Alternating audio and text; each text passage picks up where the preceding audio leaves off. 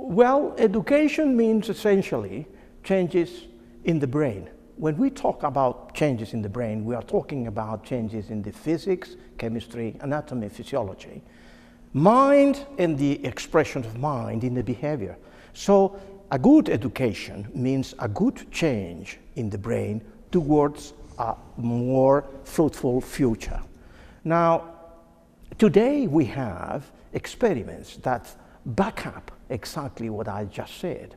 We, in our laboratory, work on what it is called scientifically environmental enrichment, which means that we put our rats not as usually in a lab, which means in cages with just 1 or 2 or 3 rats. No, we put our rats in large cages, 1 meter and 65 by 65, containing 10 or 12 rats.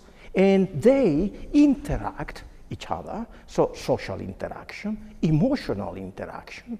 They have running wheels that voluntarily they can perform physical exercise. But at the same time, they have tunnels through which they can explore, they can get through and learn how to manage, because we do have the possibilities of changing those channels every week. And therefore, they constantly are learning. They constantly are, in fact, changing their brains. And today, in my lecture, in my presentation, I will talk very briefly about that, how neurotransmitters, the dynamic of neurotransmitters change, how the activity towards novelty, which means reaction to new things, change, how neurons change, and how the new neurons appear in areas that has to do with learning and memory, which means the hippocampus,